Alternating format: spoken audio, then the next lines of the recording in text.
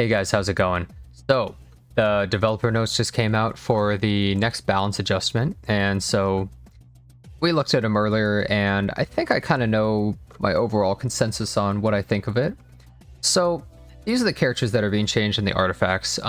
Immediately upon seeing this, I thought it was really strange that Straze is getting a change, of all people. He's not really a character that you would first think of when you think, oh, an ML5 needs a buff.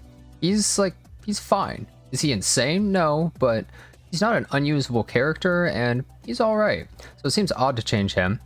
As for Ravi and Kayron, okay, I can see like Kayron getting the change. Ravi, she actually started to see a little bit of usage recently in RTA. Not a huge amount, but she's starting to be used a bit, so I was a little confused, like, oh, they want to bump her up a little bit?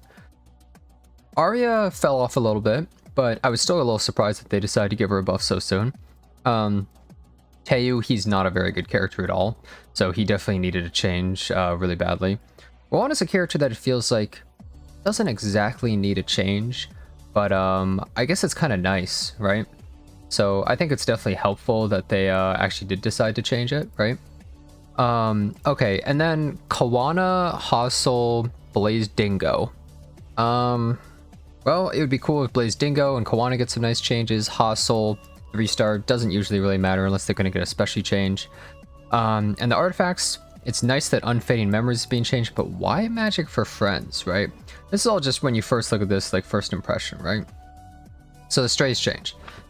Basically, he can't be countered with his S3, and now it's easier to build him because probably he needs less attack, basically, to make it so that he has the maximum threshold for 100% defense pierce. So you can probably make him a little bit faster, a little bit higher damage, and he can't be countered. That's it.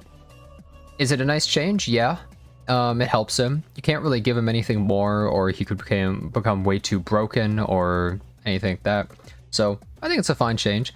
I think it's very disappointing, though, that the one ML5 change is something this simple, and for a character that, you know, he didn't especially need it. And a lot of situations where he's picked, the counterattack wouldn't even matter that much. So it's nice, but not that big of a deal. Makes him a better character, a little more consistent. Ravi's change. This is actually really nice. This is like kind of big for her, I think. So she gets 5% more effectiveness per thing. Whoop-de-doo, about 25% at the very end. But starting with 40 fighting spirit, it's actually pretty big because that means she's ramping up her S3 really fast. Just a couple attacks, like if you just like get a dual attack with her or something like that and like get her own turn, she's already ready to S3 basically. She gets there really quickly, especially with so many attacks that could possibly go her way and give her more stacks. And then they decrease the damage of this, but now she penetrates 50% defense. So this is going to be a damage increase overall. And also it makes it so she's a little bit better at dealing with characters that have like defense buff, which is, you know, pretty popular with characters like Alencia and Ross. And also characters like Lionheart, Surmia and stuff are going to be taking a lot of damage from her. So it's a nice change. Like I would say overall, Ravi's getting a pretty big boost right here because her S3 is better and she's ramping up way faster. Gonna mean that she's a lot more threatening. I think that this change is really nice for Ravi, and we might be seeing a bit more of her right now. I'm not sure if she's gonna become something crazy. I guess we'll have to see how much damage they're decreasing this by or something. But like, let's say they only decrease by a little bit, her damage would be ridiculous on her S3. So they're probably gonna try to even it out somewhat fairly. But I think overall, this definitely is gonna bring her back a little bit more. Definitely more in the spotlight. They're also changing her EE, where she now is so unable to be buffed, but I feel like the cleanse on her S1 is still better. Ravi's a character that's really good versus stuff like, let's say, Belaya and Alencia, Angel of Light, characters that do like silences and stuff like that, or buff strips she doesn't really care about. And she's good versus characters that have to hit you, or low damage characters that hit multiple times, like Alencia and Belaya and characters such as that.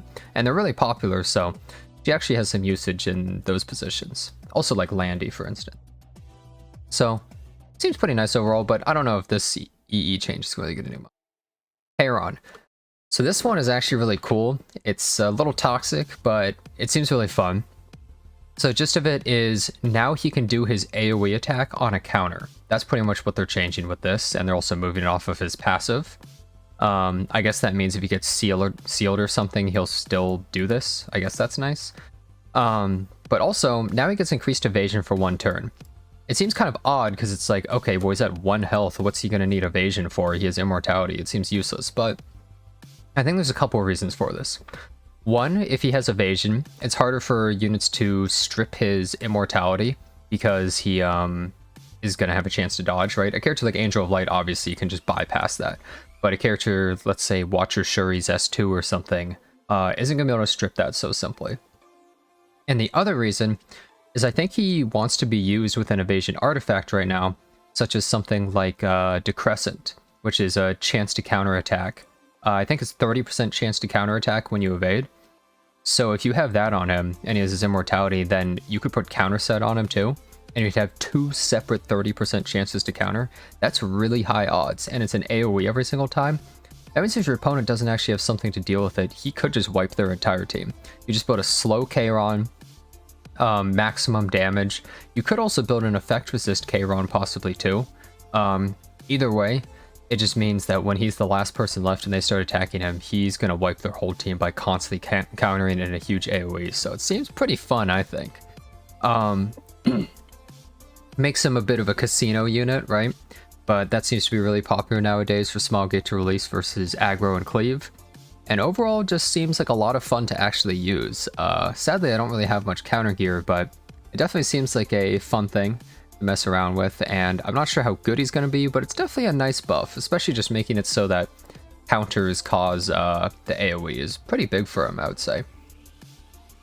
Arya. So they made it so she has increased chance to land her blind if it's not her turn. Okay, that's nice. And they're removing this thing, so she doesn't get the increased critical damage as she gets lower health. But in exchange, they just increase the damage of her other stuff and also increase the barrier. So we don't really know the numbers on the damage increase.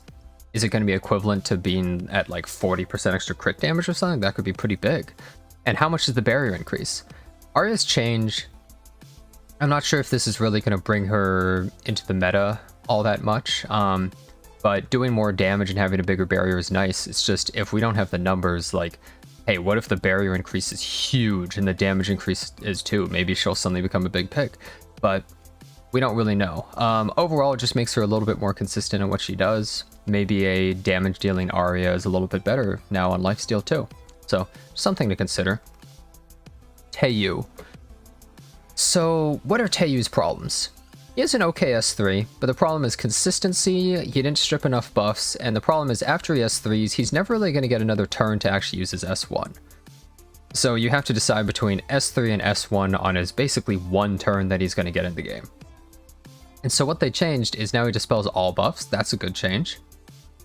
He grants increased speed to the caster. Okay, I don't really see what the point of that is overall. And when he's enraged, ignores effect resist. That's really nice. It makes it so he's very consistent at what he does. It makes it, especially in Guild War or something, you can consistently guarantee that you strip everything, and that's good.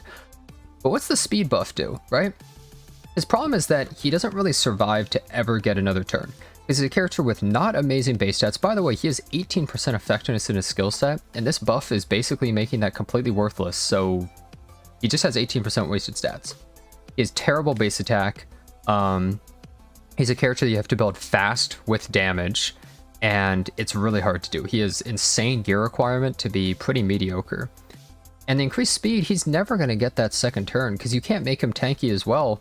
So it feels as though he would need something like stealth or invulnerability or immortality or something, because it feels like this just isn't enough. So I'm not really sure about that, but he is going to be better in something like Guild War, but I don't think we're really going to be seeing him too much elsewhere.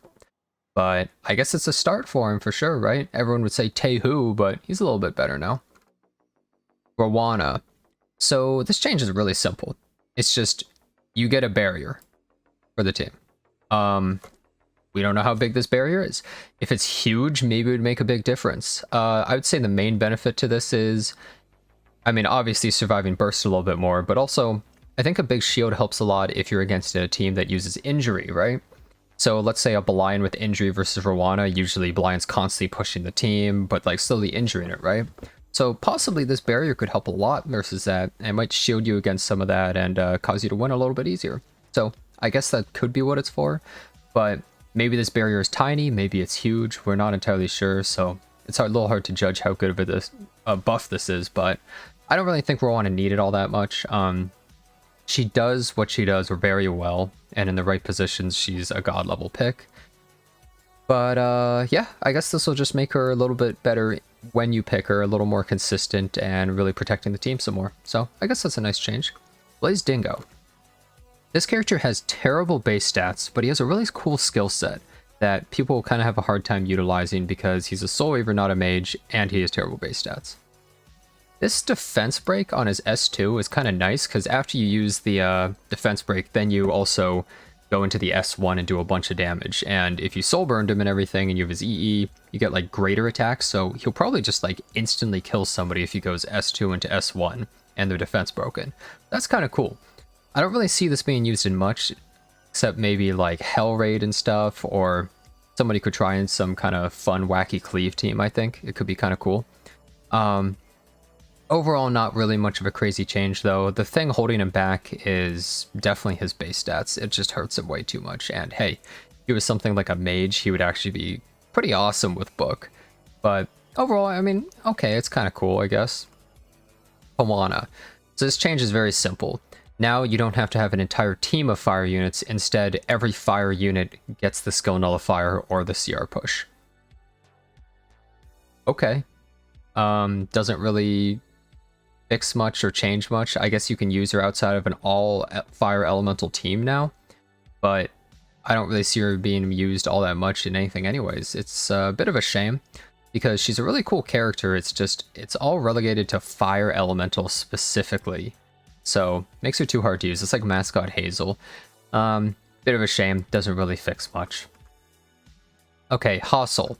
So it seems almost like with this entire change, they're trying to posture a possible specialty change.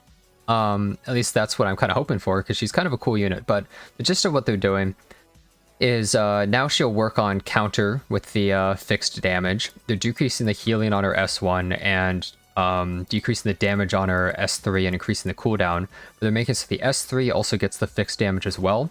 And they're also making it so all allies take 25% less damage from counterattacks. So those are the main changes, pretty much. And now she gets 25% combat readiness instead of 30. So I'll take that exchange any day. The problem is she has 3-star base stats, is a little bit awkward. Your opponent needs to counterattack 4 times to get the maximum damage. It's all cool stuff, and it's very interesting. I like the idea behind Hustle, but she really does need a straight-up specialty change to be good. And the fact that they're actually willing to nerf some of the things, like nerf the healing here and increase the cooldown, leads me to believe that maybe they are going to specialty change her and they want to prepare to make it so that she wouldn't be too like strong or something with possible specialty change. Because they can't really nerf it as much down the line unless they're rebalancing her, right? So that's just my thought. We're not really going to see her used much, though. It's a bit of a shame. It's kind of like how Arrowell was changed and now she's getting a specialty change. Could be like that, right? Now we go to the artifacts. So Magic Your Friends. I saw a lot of people mad in the comments, I think because they're mad at Mercedes and Guild War. But I think Mercedes is a cool character in RTA and I like her. So she gets a little bit more damage reduction against crits. And then this is actually really nice. So basically, if you kill Mercedes and she still, you know, has a revive, or just in general, she's not going to proc Magic Your Friends on her death and then revive and then not have it anymore and have it be on cooldown. They just made it so that you basically just don't waste it. And you get a little damage reduction. Okay. That helps Mercedes a little bit, a little quality of life, and she's a little bit nicer now. Unfading Memories. This artifact has always kind of sucked, so I'm glad that they buffed it. So if you just compare it to Rod of Amaryllis, right, it would heal 4 people for 8%, so you get 32% total healing, while Rod of Amaryllis is 24. But Rod was focused on one unit that mattered, so usually it was way better.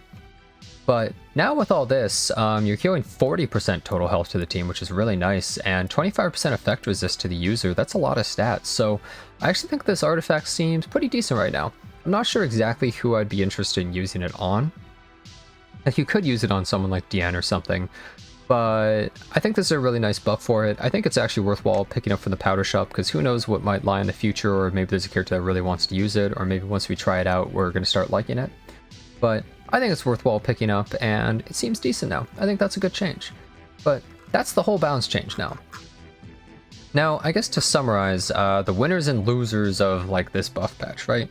Well, most of them are winners in terms of, like, getting buffs, but, like, most of them don't really matter overall, right? I'd say the characters that got the biggest changes, probably Ravi, Kayron, and then I think Taeyu got a big change, but I just don't think he's very good in anything except maybe specifically Guild War.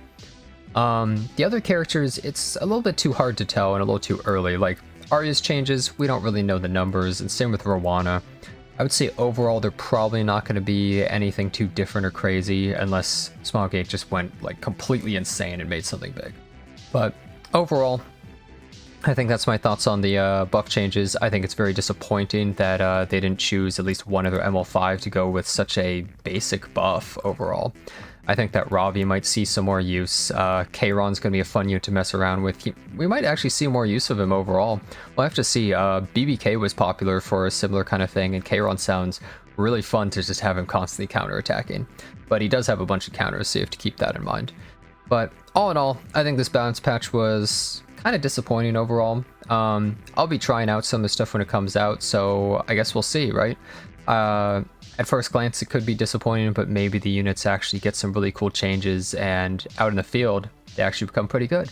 So anyways, that's just my thoughts on the buff patch, and if you enjoyed the video, don't forget to like and subscribe to the channel, and I hope to see you guys next time.